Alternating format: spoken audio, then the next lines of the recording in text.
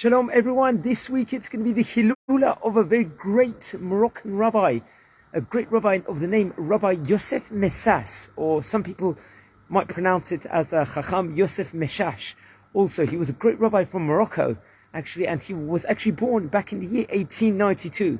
He came from very, very great lineage. His father was a very famous rabbi, a famous dayan, a judge in Morocco, in the city of Meknes. His name was Rabbi Chaim Messas, and passed away at while Chacham Yosef Messas, who was to be, was only 12 years old. And automatically, obviously, Chacham Yosef had come from a house full of Torah and knowledge, but also had to provide a living at a very young age, and became a bookbinder, a scribe, and filled many different jobs as time came on. Hence, at a later stage, he became a very, very incredible artist, a poet, a musician, and had many, many different great attributes on top of his flourishing, gigantic Torah scholarship. So he was actually born back in the year 1892, and he passed away on Bet Shvat, the 2nd of Shvat, back in the year 1974. Hence, he lived around 82 years.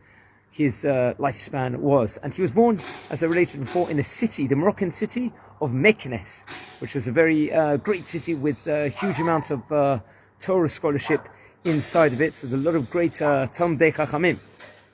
He actually learned there was many, many yeshivot that were started up in Morocco from actually an Ashkenazi rabbi named Rabbi Halpern over there. And he learned in a system that a structure that Rabbi Halpern had set up.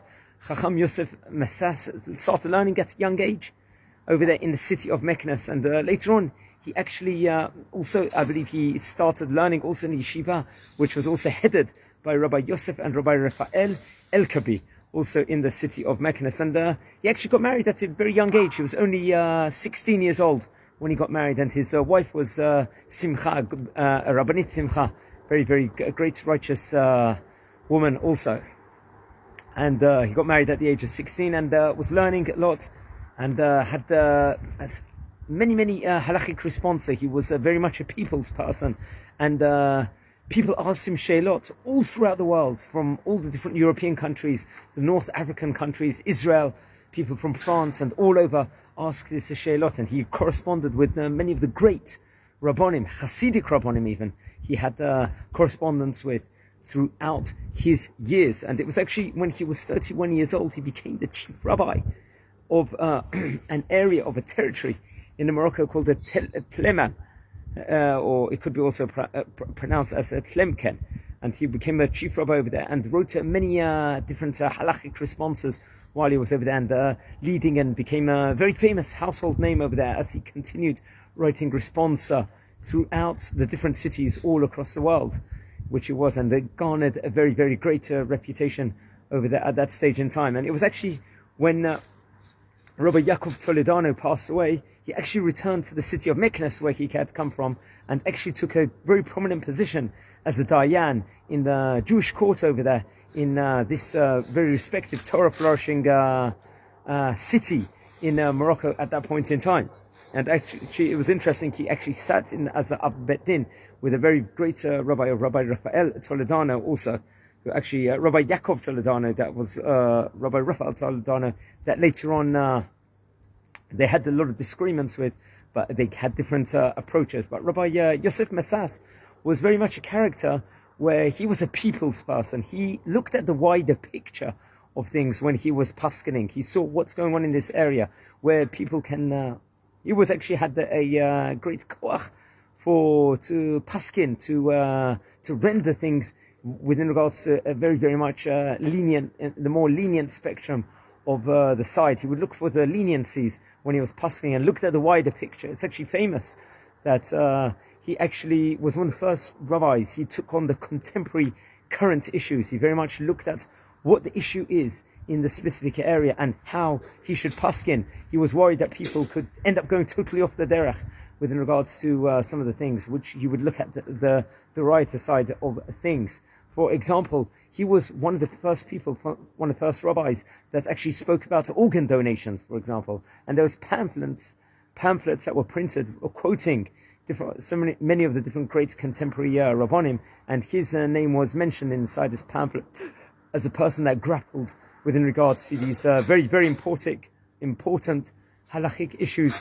that had taken place. So he became Abedin in Meknes.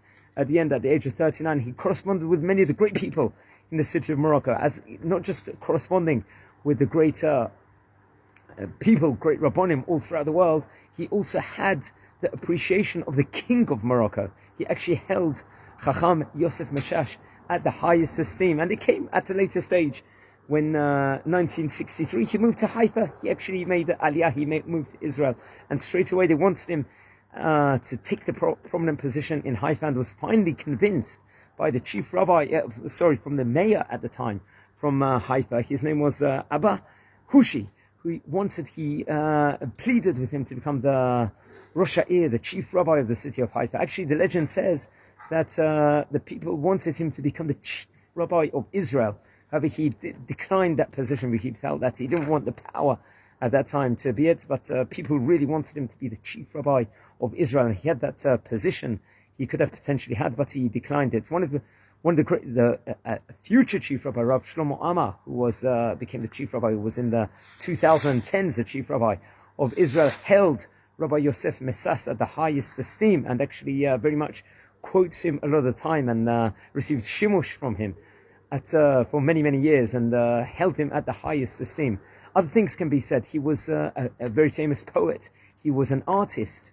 There were secular people when he moved to Israel from Haifa that were astounded by his art ability. Like you could see in many of the books which Chacham Yosef Messas wrote, he drew a lot of pictures with it. He blended it with a lot of pictures. In fact, the legend says that David Ben Gurion actually came to the house of Chacham Yosef Messas and was astounded by the paintings. He had thought someone else had drawn it, and Rabbi Yosef Messas himself said that it was actually him, that actually he had the gifted pen to draw such a spectacular things. In fact, they say that he was a master in many, many, many things of halacha. He wrote 48 different works. It's actually interesting enough, he was a master of the Shechita, the laws of slaughtering, and he actually wrote a poem, a music song, to help himself remember all the different halachot, all the different laws within regards to shechting, within regards to shechita. That's how much of a great gifted pen he had when it came to different things. He wasn't just a person that knew a great astounded amount of Torah. He actually was able to, he was a people's person, a worldly person also, and saw the value of it, and that's why so many people loved him and so many people connected to him. He was able to inspire people in Morocco, especially in his community, all the people of the community, the presidents of the community, or the people that weren't necessarily religious. He was able to get them to become mitchazek, but within regards to a way from a derech of love, from ahava, within regards to it. He wrote 48 different works. I'll give you a few examples of different works that he wrote. There was a Shut Mayim Chayim, which was a halacha responsa, which was 2 volumes, for example. He also wrote the Otsar Michtavim, which was 3 volumes, also naturally, which also is very much used nowadays, and also the Neri Mitzvah, which was 8 volumes, also which he wrote many, many different things. It was a great Sefarim of Pirkei Avot, the ethics of the fathers, which he also wrote, which we very much, especially learn during the time between Pesach, during the Sefarat Omer time period, between Pesach to Shavuot, respectively. He had a son also, one of his sons, Rabbi Eliyahu Meshash. He actually wrote and publicized many of the different works he also did at a later stage, especially after he passed away, and left a legacy all over Israel, especially, and many people learn his books. He's actually spoken about even more nowadays, that especially now more contemporary issues came, because he was one of the first Rabbanim that actually wanted to grapple with it. And so much people, especially in Israel, have appreciation for him nowadays. He's got streets named after him, especially in Haifa, being the chief rabbi of that city. Also in Ashdod and in Kiryat Shmona also, he has a lot of streets named after him, and was one of the great rabbis, the great Moroccan rabbis from the last 100 years, for sure. And a rabbi that very much is spoken about even modern day in